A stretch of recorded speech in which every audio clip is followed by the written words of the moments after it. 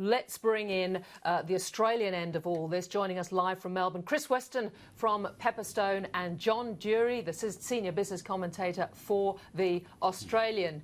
Chris Weston, let me start with you. I mean, markets-wise, how is next week? What are we going to do on open tomorrow? How is next week going to pan out? Do you think, how serious is all this?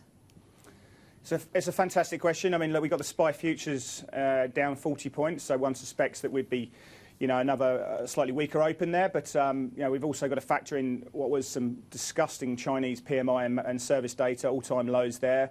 That isn't going to stall us with any confidence. But look, there's so much. I look at the market internals, number of companies above their 20-day moving average, 4-week lows, all these various factors. And I haven't seen anything like this for a long, long time. There's extreme pessimism being priced into the market, a really negative scenario already being priced in. And from that point, we're due a technical bounce, but there's really no clarity. So we're expecting a weaker open, but, that extreme pessimism will come to roost at some stage, and there will be a short covering rally. John, if I might ask you, what's your sense of pessimism or real fear now that's being generated within the Australian business community about this? I would think fear is probably a good word, Leo, because the trouble is we simply don't know what the end game is to this. At first it was just a China problem, and now it's sort of spread it to 40 or 50 countries. We've had someone die in the United States in the last day, so it's just fear of the unknown. John, just on business, supply chains seem to be the focus of everybody now, and people are rushing to the supermarkets, obviously, and trying to buy up things that they think are going to run out. There is a sense of panic, but do you think that is going to really hit some sectors much harder and much quicker than others? Well, yeah, I think that's going to be a shorter, but I think long-term it's probably even bigger adjustment. If you think about it, I think companies across the world are going to be saying, well, look, we're relying on China too much. Let's source this product and that product from other countries. Inevitably, that's going to mean higher costs, and that sort of translates into inflation. So we've got a long-term impact coming from this, which we really don't know about.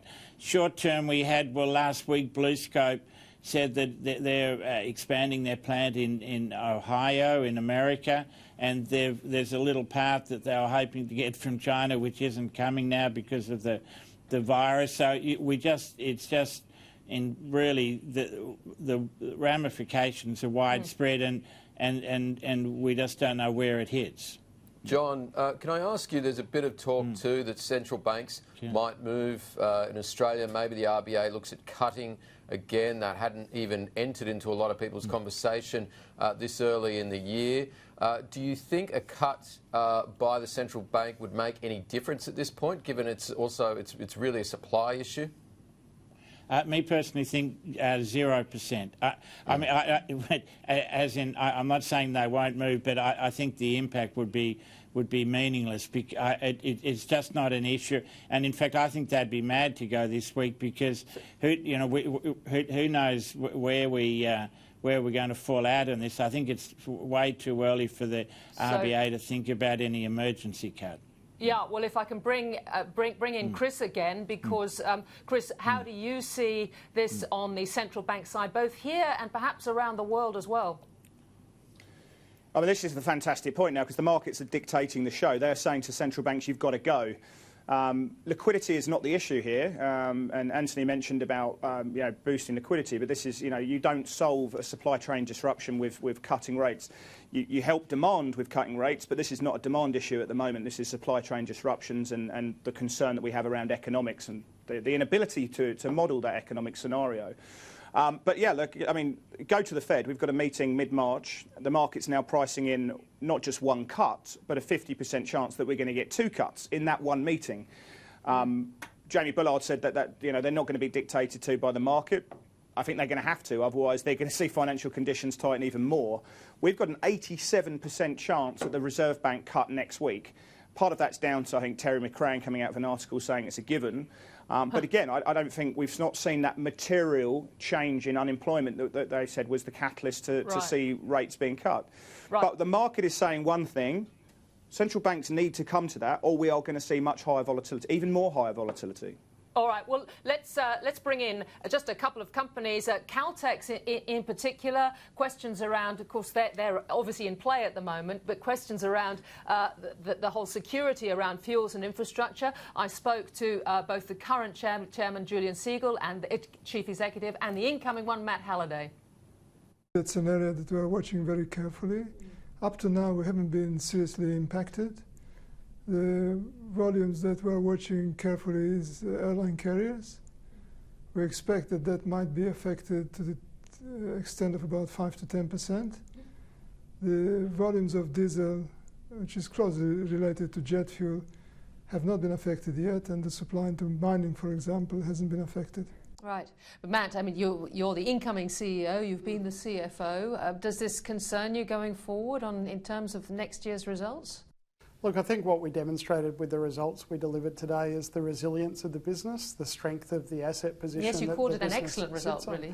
So I think against very tough market conditions, which we saw through 2019, be it refining margins, be it retail fuel margins, we actually delivered pretty strong underlying performance with a focus on continuous improvement through the business. Yeah, John, let me ask you there. Of course, as I said, Caltex is in play. It's a strange time to be in play, but how do you see that business being looked at now? I'm not sure that the virus is going to have any impact on the final outcome there. I think we've got an interesting battle between a couple of entrepreneurs, one Canadian's Couche-Tard, who are in there, and of course the British EG group. I think Couche-Tard's obviously would have its head in front at this stage, because EG's got to get a partner to buy the fuels business, because otherwise their bid looks a bit messy to me. Chris, and finally an easy one. What's going to happen this week? You hinted at that technical correction probably tomorrow, but how do you see the week unfolding? Yeah, I mean, we've got our eyes on the overseas rates of cases now. We've got some data with the US with the ISM manufacturing numbers. But for me, I mean, these are crazy markets now. I've not seen anything like this. You know, some parts are even worse than the GFC. I mean, the repricing of rates, the repricing of LIBOR. You know, it takes a brave soul to be buying stock at these levels, even if we are going to see this kind of oversold correction potentially coming through. But, you know, it takes a brave soul to be buying markets when you've got the such extreme poor visibility that John mentioned there as well. So, you know, just keeping our eyes on the volatility we're seeing there. If central banks don't come to the party when the market's demanding it from them, then that's a big issue for us as well.